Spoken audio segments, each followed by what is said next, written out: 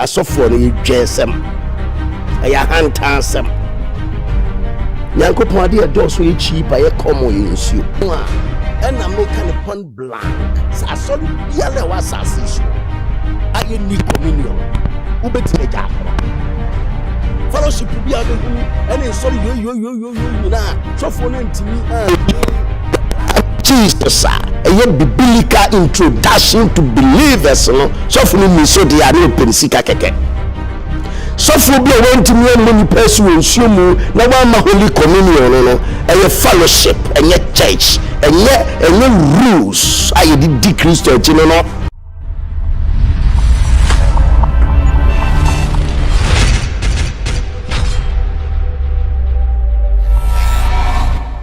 Ebusianfo unya bema limo elikem kwame amega memawo akwaba edeba Xposed GH kasafidie yeso na me catch se ensema etwi kobreman ene yekofa ede abro empempri e Christopher ye kwa asori ene kane na nko bi kwa asori a na ye say you have to be baptized e was say wo true baptism obi also wo so odi communion ba ne obi di communion no owia na wasa kodi bone e wo fie obi so ko oso ehu hia se mebo esu ene wonam social media na nsem asebe ehu hia ye de yekopa asem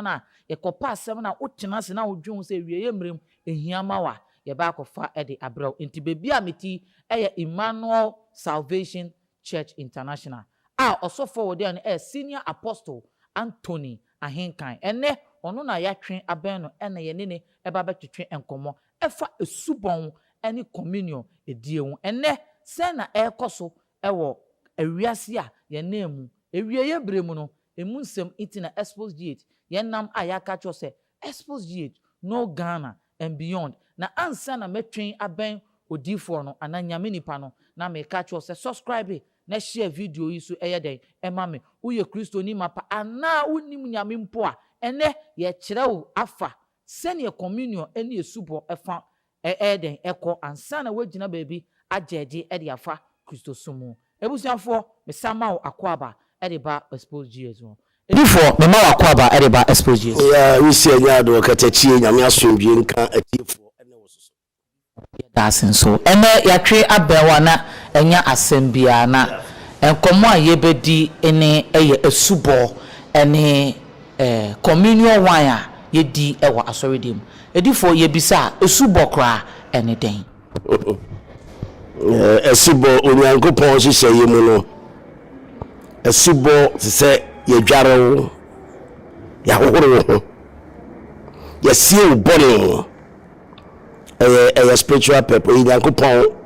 enhyehyɛ enyame edi identify nipa to say identification nyame enhyehyɛ identification odi ye na ade enu na ebe kire se wo say nipa we wa ma ho kwan me edwale wo asiesie wo apolish wo a wo banyankopon kyai ndi obi wa ma no ho kwan asiesie no ho enyare ampolish ensie ni bone no ontimi nko nyame anim so ahemem ema ne nyeye yes nyankopon hyehyɛ start and free Yesu Kristo mpo penso ye na osofo Paul my reference for 1 Corinthians chapter 10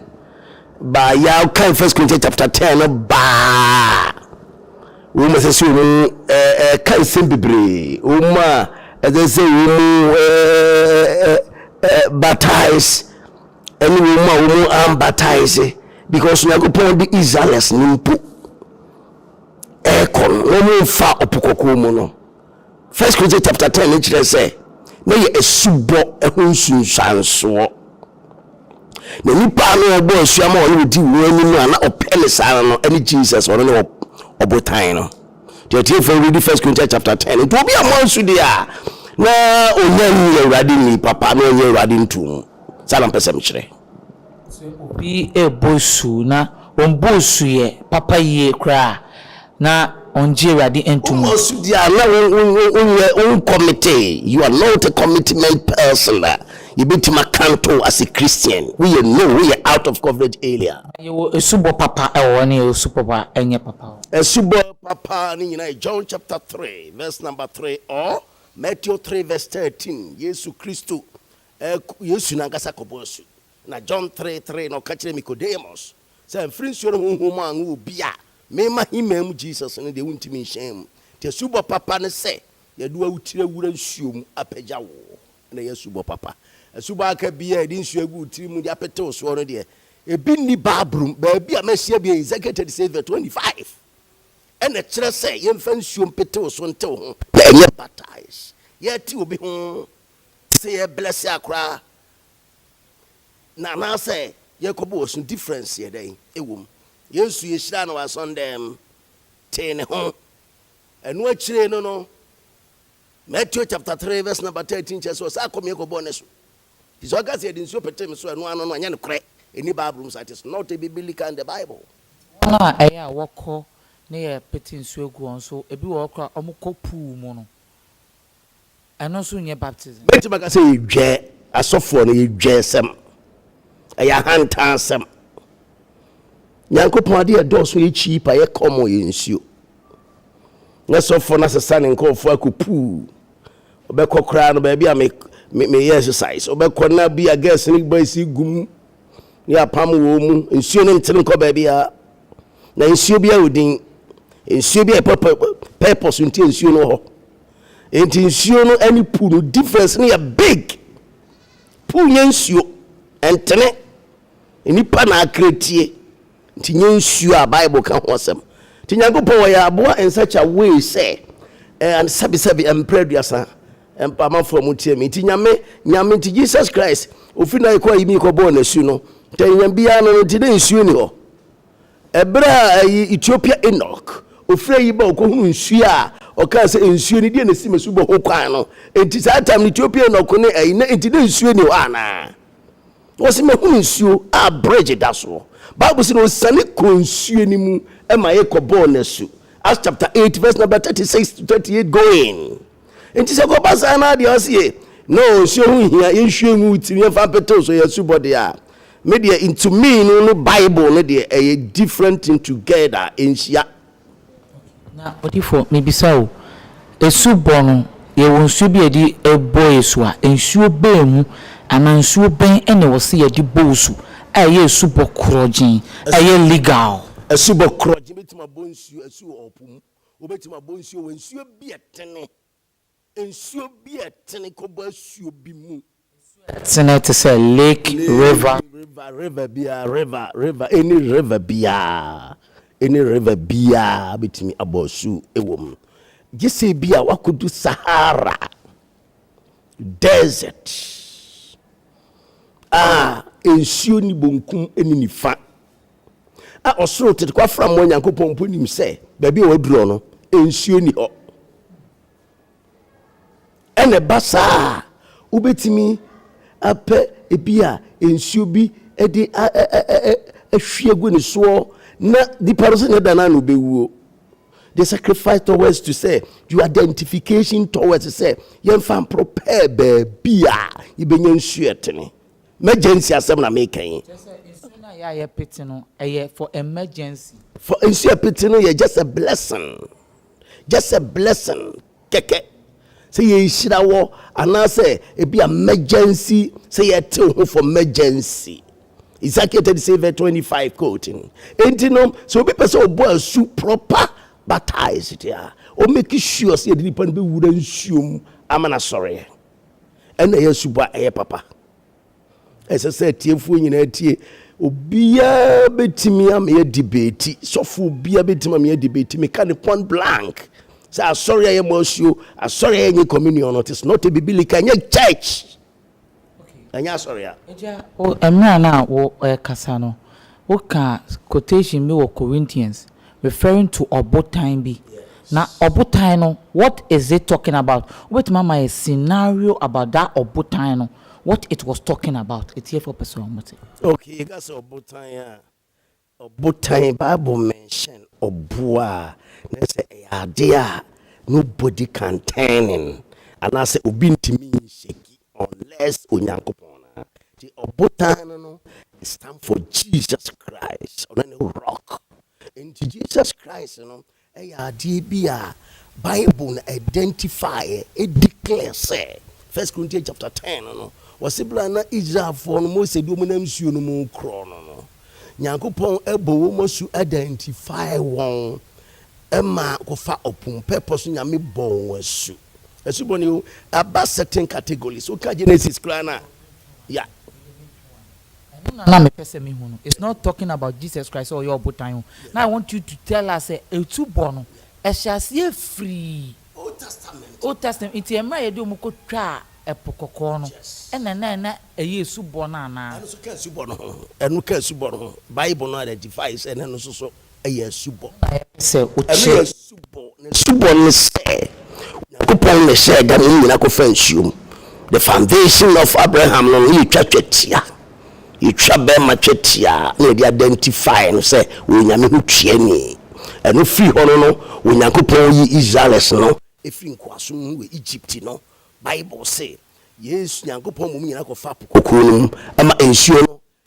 spring gi wo mu nyina ho eno ye asuba na Onyankopon na ehye ne sa edema Israelis no enti eno akire no na ewiase enyini no na Yesu Kristo Nyankopon yi John the Baptist eba bebo asu with New Testament era enti no New Testament kura de e clear say e se wo so nipa ne nsa ko nsu ni tiri ko wura mu na osie ne bone na emra o so obi bo asu no emra wa bie na no akase mafa Yesu se mekra ene manye kwa ana wo se onya level bi e wo Kristo sum ansana wa bonesu ana. Fantastic question, very fantastic. We listen who are Sunday mother have a question is so now the secret is heaven how to prepare yourself to heaven is important. And we say 15 years it is not a silver platter say 15 years in heaven. In the heaven a process they didn't pack heaven. First, as UGD, Hebrew chapter 11 verse 1. GD say Nyankopon ho. UGD we are. E was say o me nipa nyina hu say me de makoma ne madwene ne GD gitum say me Yesu benante. Romans chapter 10 verse 9. And the spirits hour no. So what akoma nyina GD. Na do no pam ka e na nya nkwaje. The confession is there. When we know number third baptized. I say boys you. A subo important in the subo no ya du kokobo osu asata wa confess ya so dem so for dem say gusu awie na kobo osu do ko wrensu mu do wrensu we are number 4 and say the holy communion we are the covenant of Jesus Christ which is blood and important. John chapter 6 verse number 53 o se me kore me say kore can be John chapter 3 verse 3 catch Nicodemus and no catch a dominion say John chapter 6 verse number 53 and say no kwere say so be no honam ni jana mi de oni kwa and in another way no there's a process so 15 yana ubo sunto wi ana onwie bibi to aso say we yo de subo gidi ni dikai na waka ubo ne wagye atum so afa Yesu se okra na wagye nkwa afei ne ye kwa akobo wasuo me fa Yesu se me kra na no chese I am moving into the step ye be bomb me esu yes na esu bona wo kan o ka say it is a sign of identification ewo nyamemu na obi bo esu a Yesu Kristo na ka say we are not perfect inti wo bia bo esu no ewie no na ogusu di bone so e question obi atinobusa obi bo esu no ogusu di bone ati say obi ewo lances no wanya accident lances no accident or punishment no consideration say we need lances no accident when your lances so you're vigilant say when your accident you are proper and a good driver by coincidence na accident to be bad Nyankopon ni no nyame grace bia by the grace between ama onya utredidim anase nyame be judge wrongly and we are not judgment na ko Nyankopon ho by me advice you bibiara say nyame mu no saye bone no. We will come on the point of communion now odifo answer na welcome. I want to ask this question ewo asendua eno so no na Yesu Kristo ye born asendua mu na wone okronfo eni mema mienu ne wo no baako na agi ni di ye no na se meka wo paradise no me patro ebisa wo ogi ni di wo cross ne so ehon no one ebo ne so. Thank you very much. No, a emergency by the grace and a process in life. Into Yankopon, the Timmy consider nipa na be person be consider. It is not a biblical in the Bible. And this will be something me as a rather country will say, I feel I was such about me, you Germany is to faults. You say see and so make car because of what you are about to see. We say no so make train and you be in your camera and not in the gospel. It is our consideration in find comparison. In the amount for years animal just never true. In the processing that Jesus on wabosu. Jesus na boss Matthew chapter 3 verse 13 years wabosu. Ever say any pan emergency was we do immediately but me no kure nkwa obi nkwa janche nkwati na wo be come ho me consider because what me age media nyame grace nti so betra ga say media no so me hwe grace e be na so grace na ni da ho bone e na o ye nti nya sa grace no nti a reference into the Bible. It is not a biblical. Na owo asendua no so no na dano no obi bese eya adom bi ene so no adom bi ene so no so so no so ya ye wa solim na ye mbo yesu nti yewu a ye beko hell ana asende da ho bone wa sheda se media memo media me twen ade bi nti me twen me ka se me ge bi kwa nsum se me ko bone atiefo me de ge ni du so na me ka se on kan bone ne mo no so me bi se bisa no se me bo wosu ama be Nyankopɔn ba me bo wosu ama afiri na de kɔ no obetra konkuru mu die ni payem wa no ge na ka ge ka chem so nti me mo so because boy behind am no ndi se boy no ha da ama no wone na nka na se boy no ba ne nche no ga so wo mpena boy no ba gene dan nti ge ni fi so ni mu sore ye den ekoi nti me ba ya na me say no e say me wie ge na kira kwai na me pesika ma boy no odi me ge na ho ade nti boy no so okay say me fi say me ma no 2000 Ghana na odi ai ge na ho ade de anya sa wo de akọ ha da ma ge no odi me sika sa fanya ge na ho ade ena ye organize pace can be here dey make am fi say obeti da achi bi pace can be man na odi ye woni ko ye na ho ade ye na ho ade wi ye di tu no fo e cancel no ko bo ne so bo ne de no kuro no wa mo later was ko aso nkra o jaye wa anya dey wan to aso biem but it's opportunity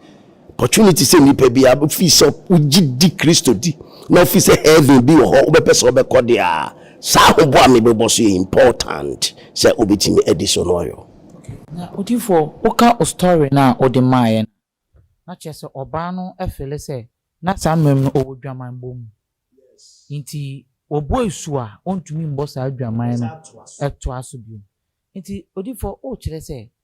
wona won wale na wo wa solim na wo twe empana no wo so won sem fatase wo bo esu na obi biara wo Kristo uji Nyankopɔn dia wa be ya bode fufuro number 1 enti ade bi efe no boni biara no ese udwane free ho 2 na e difficult to say ubetima ye 100% kronkron wasase so e difficult if you pope so copying 12 apostles so for obi adin ka say 100% except God into mistake from so abaye any from so bi a obeye no eno nyina be count against you but opportunity send there one mercy no kura opportunity send there one mercy kura when the bonena no so be die into one mercy no opportunity send no sala pesa meka eja ye bebisa this issue okay obi akobo esu but still na oba no ne wo on worrying. That means omo hihye ho no sa nyoma no empema groi egusu ekoso sa nipa no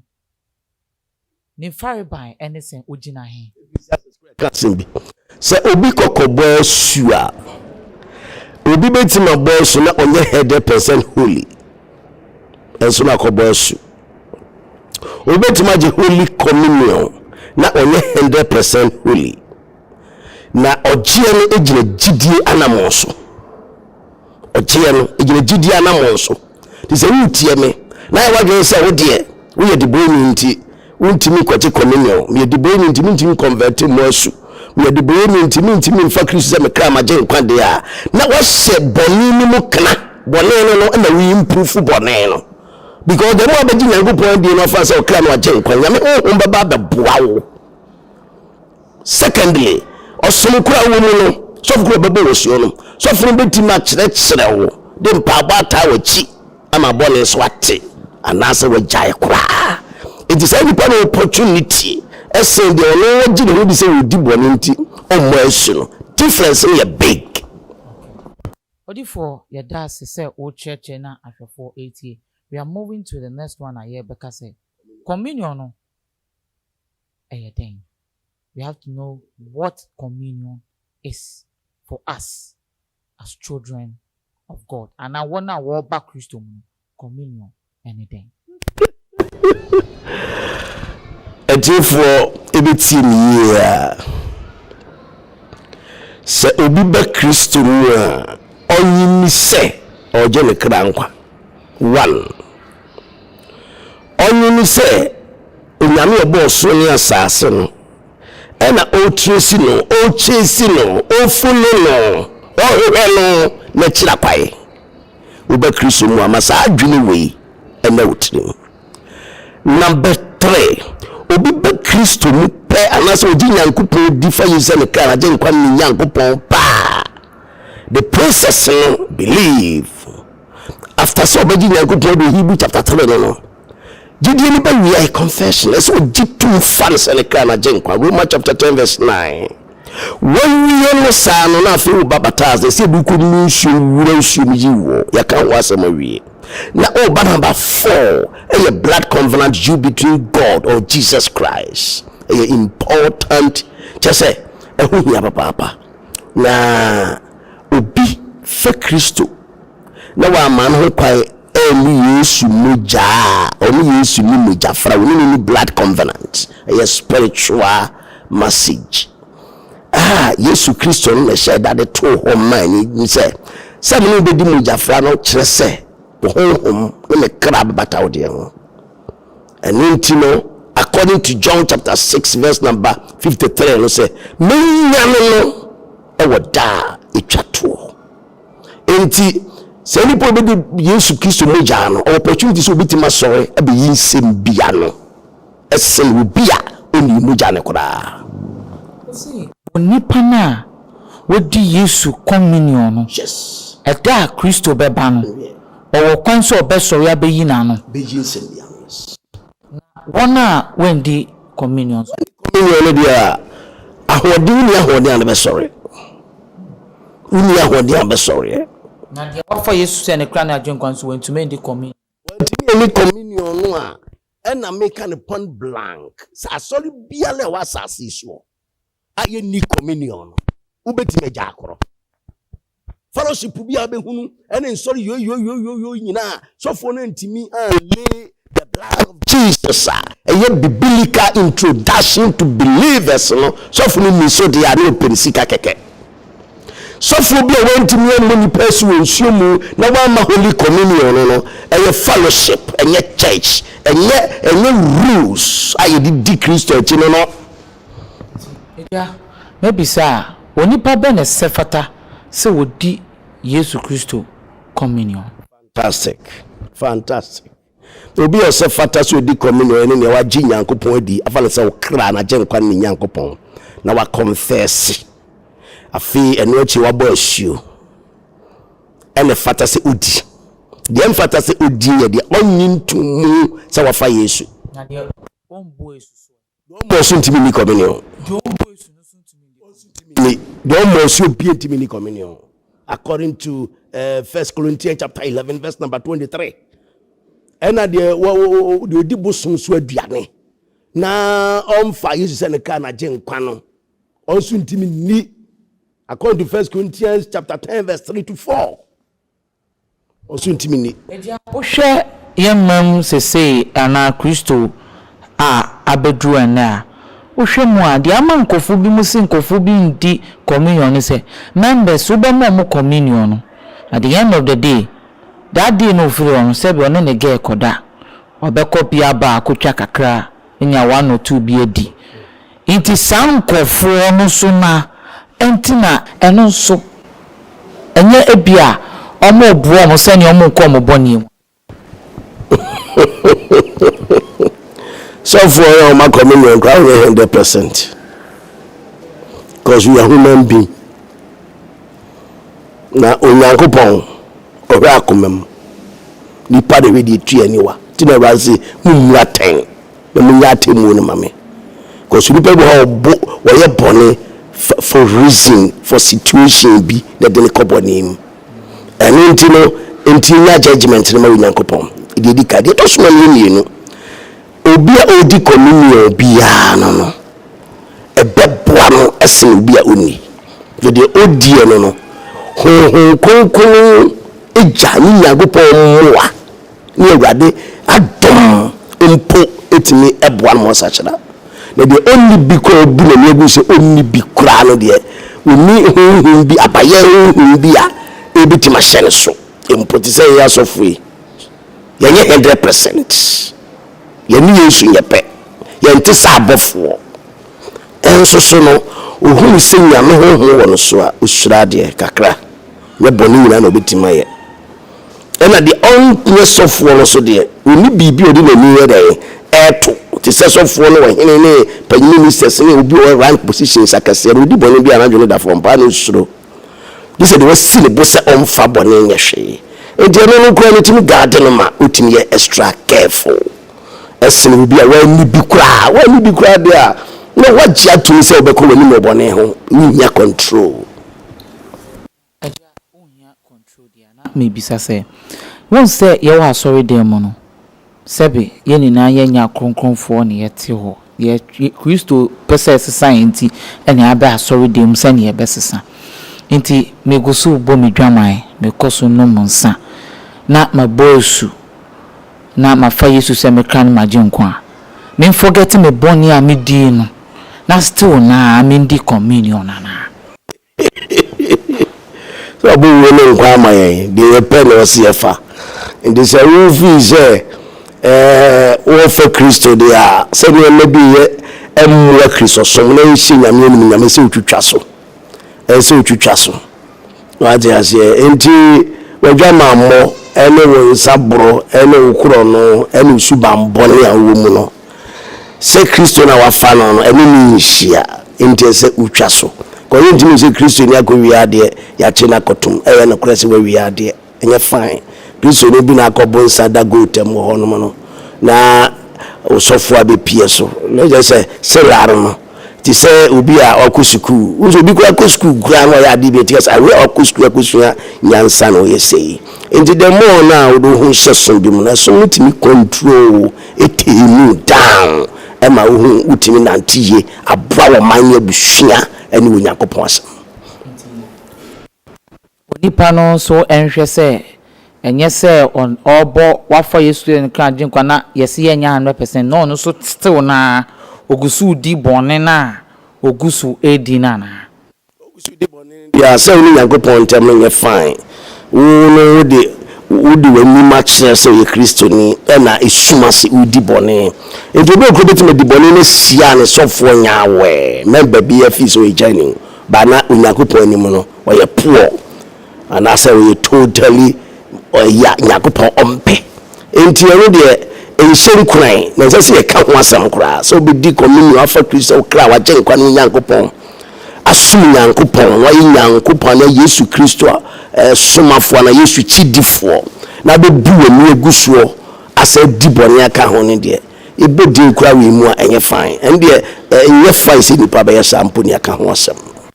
ye behwe na wako Bible mu amaya question person me bisanse esubo eso mfaso anything de ma wona wo ba Kristo mu any wona waji Yesu Kristo so edi esubo eso mfaso ne den Somebody first so yes kiss identify. John the Baptist say boss you. Because me bomo su nsum, e di me chi ba no. Me say me run into water. Ono mpo de oboso ho konkun wo gem introduce Jesus. A subo home for so nyina ne say.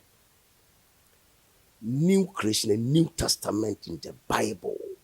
Signing am share and say unipa biara foundation oba me nche no person oba me nche no oba na won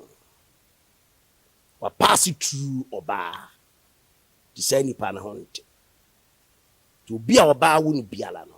etwa se esie ne bone emfom so e won ho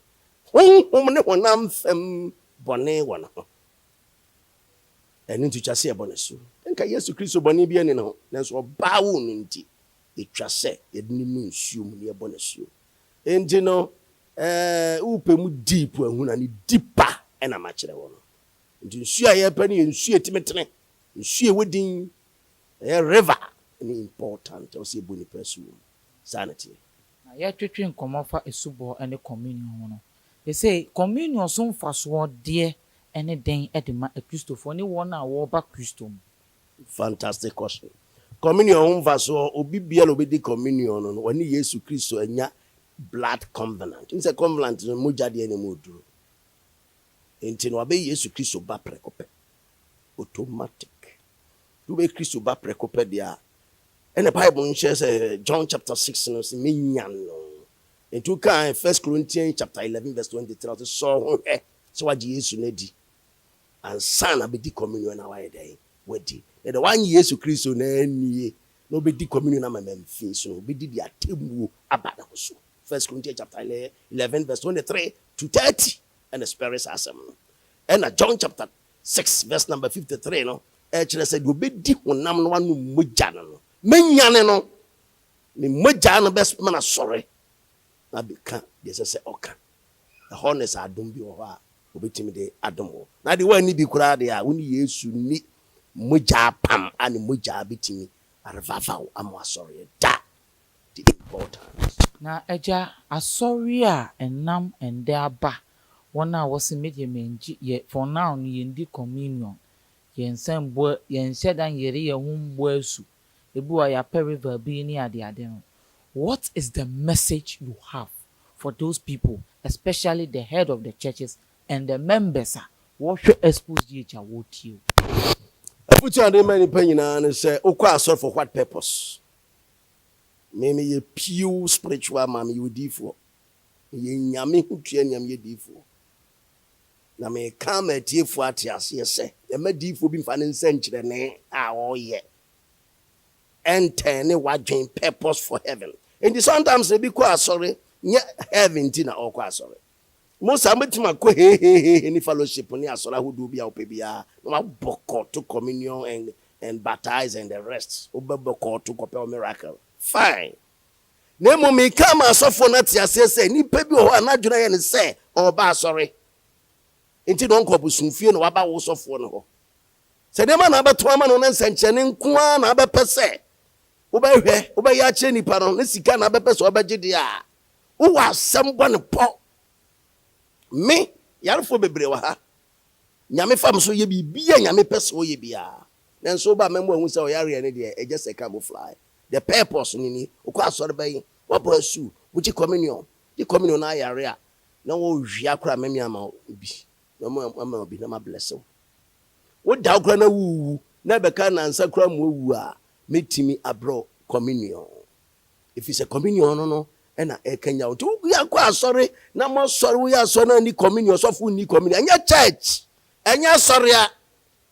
so fu obi pa wo mra 101 afi obi ntimi mo asua anya church